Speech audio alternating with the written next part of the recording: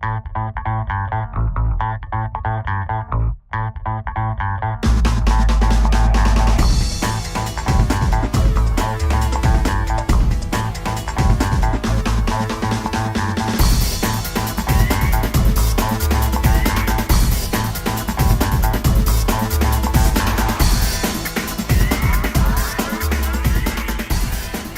to the fourth episode of Healthy Mind Fit Body podcast. This is Wes. And this is Kevin. And we are coming to you live over Skype. Well, not necessarily live for us, but time shifted for you guys. That's the nature of podcasts. And this is the long-awaited episode 4, I might add. Yes, we never apologized last week for the sketchy sound quality on Skype. This week we hope it's better. Yeah, we're praying to the internet gods as we speak, So yes, the long-awaited podcast. What are we going to be covering this episode, Kevin? Well, we were talking about the Hungry Girl, right? Yes, we did. Off the show, we did mention some of the things she's been talking about as very popular these days. I think she did an interview with ABC News, or maybe it was Nightline. I'm not sure which one it was, but they basically went through what she's been doing, helping people, thousands and thousands of people who are wanting to eat all the kinds of foods that are within the inside of the supermarket, the inside aisles rather than in the perimeter. And in the book on our website, Healthy Mind Fit Body, we focus on eating in that perimeter zone rather than the inside, all those inside aisles with all the snack foods, the chips, the cookies, and all that good stuff.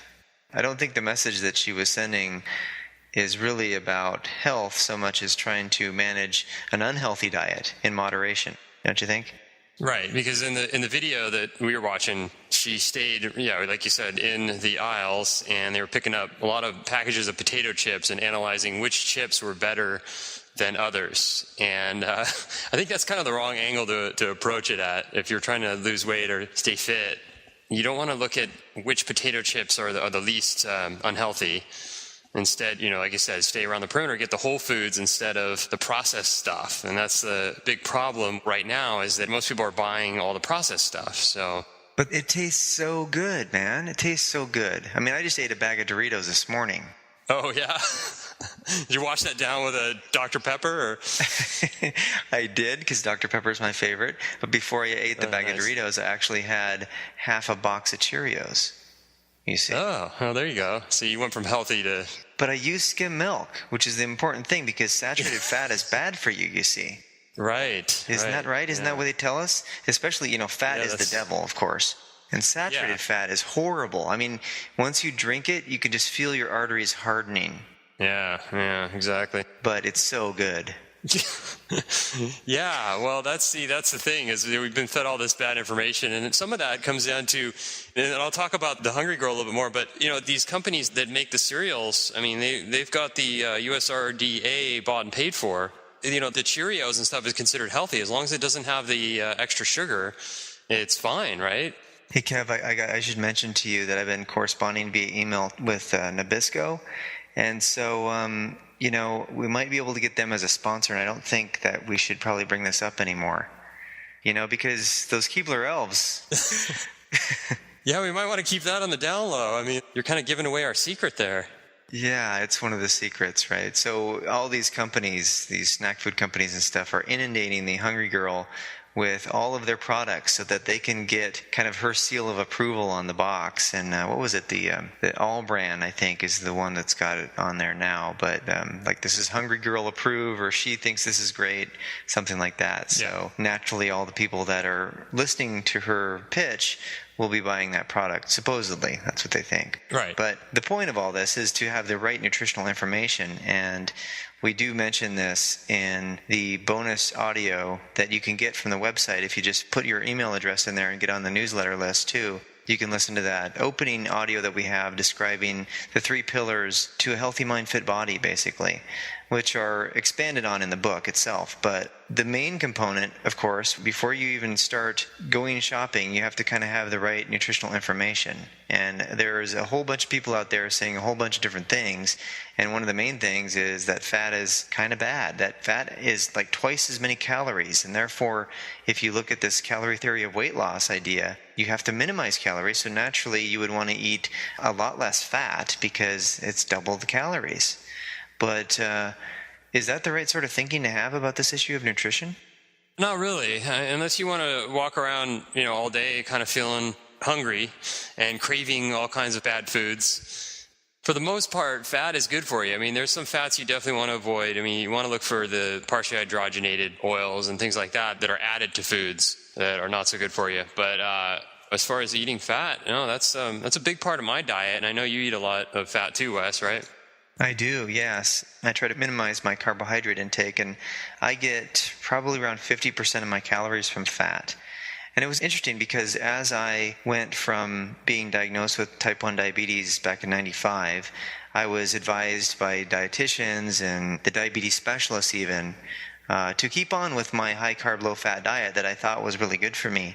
And then I ran across the information about insulin and carbohydrates and so forth, and I started to reduce my carb intake and therefore my insulin amount, and I found out that my blood readings improved. And then when I added more saturated fat into the fat component of my diet, they got even better. Yeah. Which was really interesting and kind of counterintuitive given the amount of information that people get flooded with about how bad saturated fat is. Yeah, it's tough to take. I think when you made that comment that 50% of your diet comes from fat, I could just hear the jaws dropping to the floor out there. Mm-hmm. I mean, I think that's just that just probably puts a shock to most people's system that someone could eat that much fat and be healthy. Yeah, that picture of me in my Twitter photo, that's actually photoshopped. I really look like Jabba the Hutt. Yeah. I actually weigh like 3,000 pounds now. I can't even find a scale. I usually use trucker scales. Right. No, seriously, my body fat is actually around 10%. Yeah. Between 10 and 12%. But the main issue, of course, is insulin secretion. And we get into this in the book itself. But I thought it'd be good to cover an article that you found, I think it was on Tim Ferriss's blog, The 4-Hour Work Week, right? Yeah, the article is 7 Reasons to Eat More Saturated Fat. Dear God. I was even shocked to see this come across my email, not because I don't believe it, but I never see anything like this going across in any kind of mainstream source. But he's a little off the beaten path in terms of his philosophy in life, so it's pretty fitting that he would be talking about this. But the article is actually written by Dr. Michael Eads and Dr. Mary Dan Eads. It's their husband and wife, and they were the authors of, what was it? Protein Power. Protein Power, that's right. Yeah, that was popular in the mid-90s. Mm-hmm.